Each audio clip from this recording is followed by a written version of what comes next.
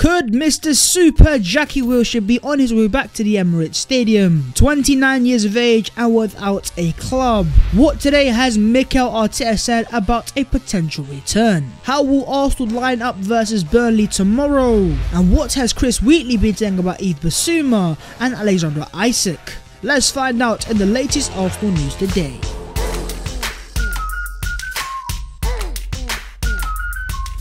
Yo, what is going on, guys? My name is Babs14 and we are back in the Babs14 HQ. It's things you love to see, so make sure to go down there and smash a like on the video. And while you guys are down there, please do consider subscribing to your boys channel. We are so close to 60,000 subscribers. We're getting into the Arsenal news and starting off with Super Jack Wilshere. At 29 years of age, Jack Wilshere finds himself without any club as it stands and is currently unemployed. Wilshere being ex-Arsenal and available, it only makes sense for him to be linked back to a move to Arsenal. Mikel Arteta on Jack Wilshere, he says, we are in conversations with Jack to understand what he needs and what he's looking for. So the Arsenal managers confirmed that Arsenal are in talks with Jack Wilshere, but is it about a return to training or return as a player? Well, he says we are willing to help him as much as we possibly can. He knows that, and that's the situation. On whether he could play for Arsenal again, I wouldn't take it that far. So as things stand, the Arsenal manager has confirmed that Wilshere to Arsenal as a player, it's not going to happen. And it only makes sense to why. Arteta and Edu have spent all summer trying to convince Arsenal fans about a project and signing young players like Ben White, Ramsdale, Lacazette and co,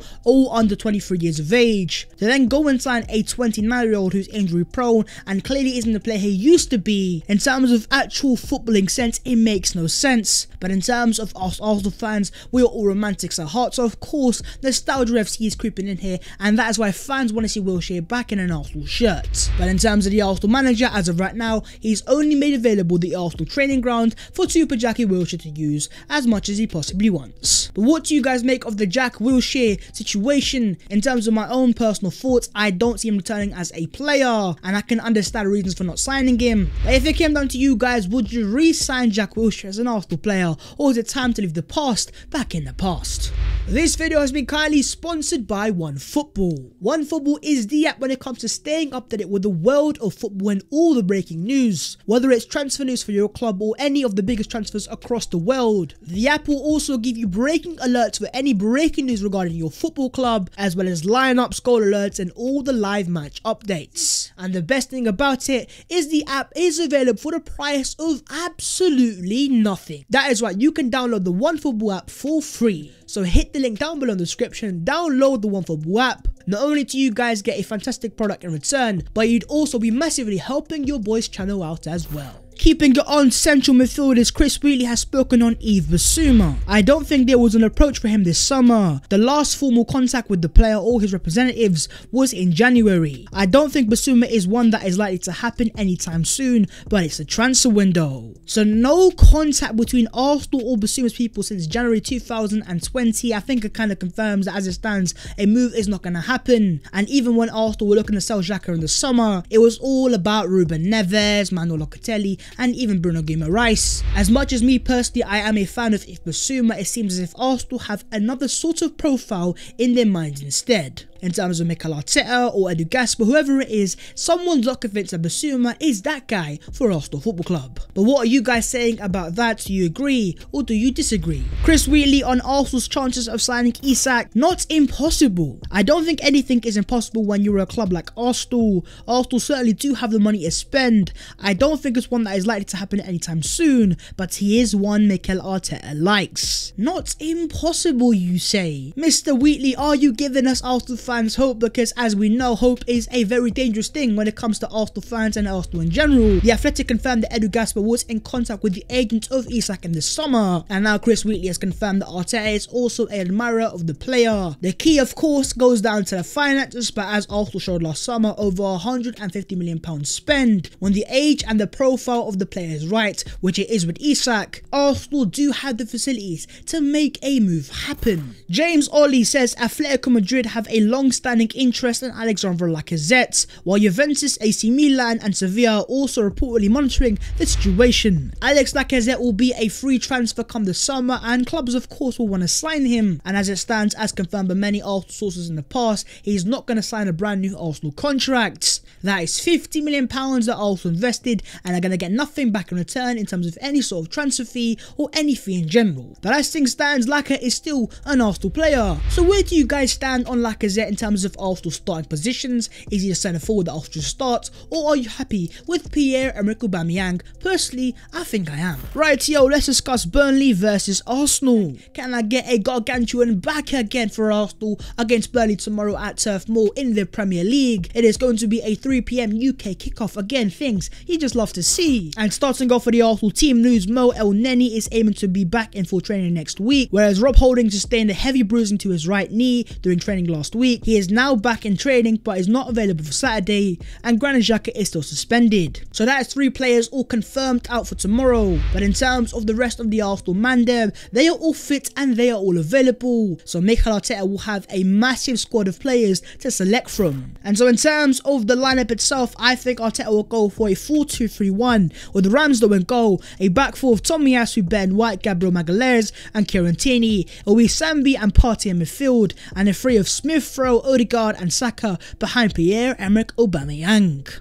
With Xhaka not available, I think that is as close as Arteta will get to his preferred Arsenal 11. In terms of the goalkeeper, Arteta on his reports in Germany that Leno will start against Tottenham are true. I don't know where they are coming from. I haven't made a decision for Saturday, so imagine for the North London derby. So Mikel Arteta has dispelled rumours of Leno being offered the number 1 shirt. And on starting Ramsdale against Norwich, he said, "We had to change something. Aaron is coming to make us better. We needed a result on the day and I decided to play him, and that is all." For me, the fact that Mikel Arteta has confirmed that Ramsdale was a tactical decision confirms to me that as it stands, he is going to be the number 1. And it will be a good test against Burnley, a team that is physical, that throws balls into the box. Leno himself was pretty poor when it comes to catching crosses. Let's see if Aaron Ramsdale is any better. But the most decisive factor, as always, is playing out of the back. And in terms of that specifically, Ramsdale, in my opinion at least, is better than Bert Leno. In terms of the back four, as Sam Dean says here, by his calculations, Arsenal's current back four of Tomiyasu, White, Gabriel and Tierney is the tallest in the club's Premier League history. Size does not always matter, but it can certainly help,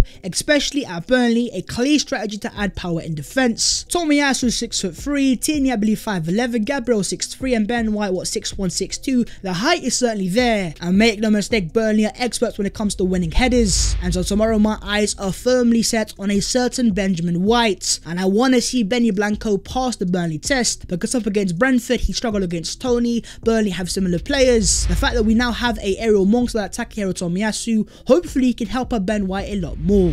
In terms of midfield, I think Thomas Partey is gonna get the start, having been eased in against Norwich, and even though it was just 30 minutes in the last game, you can already see the importance of Partey in this Arsenal midfield, playing that lovely line breaking pass to Bukayo Saka. More of that please, Thomas Partey. And in terms of the 3 behind the striker, I think Arteta is gonna drop Nicolas Pepe, and this is gonna cause a lot of controversy for some people. But in terms of the Arsenal manager, I think his go-to is always gonna be Smith Rowe, Odegaard and Saka. And while I am a massive fan of all those 3 players as well, one could argue, is there enough goal threat to drop Nicolas Pepe? We're gonna have to wait and see. But let's discuss in the comments what would be your 3 behind the striker against Burnley tomorrow. And up front, we're gonna go for Pierre-Emerick Aubameyang, who's got 7 goals in his last 8 games against Burnley, and getting the winner against Norwich is only gonna help boost his confidence. And most importantly now, Arsenal do have the creativity. Odegaard, Saka, Smith Rowe, even Ben White had 3 key passes against Norwich. The signings that Arsenal have made this summer only help Arsenal when it comes to sustaining pressure in the final third, with the pace of Gabriel and Ben White allowing us to hold the pressure high up the pitch and play a much higher line. And as shown by 30 shots against Norwich,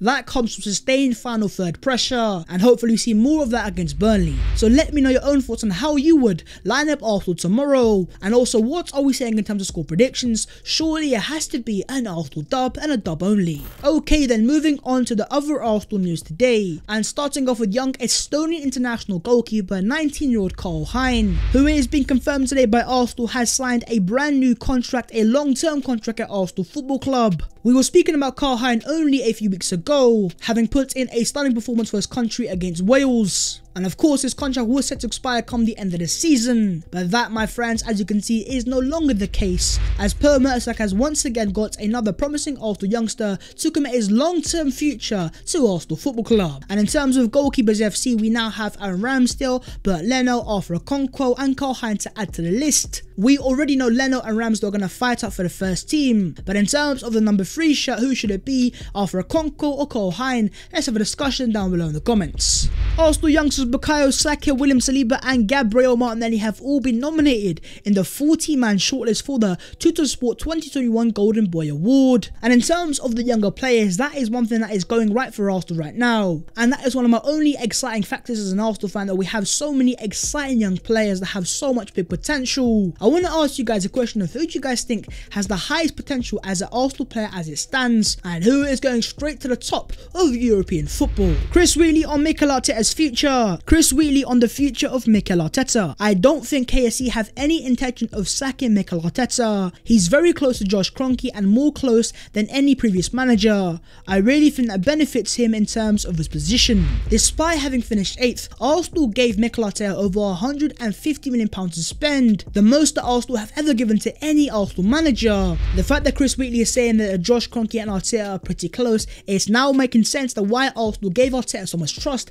and so much money to spend. And that is a very decisive factor in terms of his long-term Arsenal future. But make no mistake, the most decisive is, of course, the on-field results. Even though we did beat Norwich, if we don't beat Burnley tomorrow, the pressure is straight back onto Mikel Arteta. And then you've got Spurs at home, North London derby, it's always going to be feisty. So as things stand, let me know your own thoughts on the future of Mikel Arteta. Are you Mikel Arteta in, or are you Mikel Arteta out? But that is the video. If you guys have enjoyed, smash a like on it, and also do subscribe to the channel if you guys are new. If you want to follow your boy on them social medias, then the links will be down below in the description. But that was the latest Arsenal news today, and tomorrow Arsenal are back in action. It's Burnley, it's Sean Dyche, it's Brexit ball, but hopefully for Arsenal it's Dub FC. I will see you guys soon in a bit.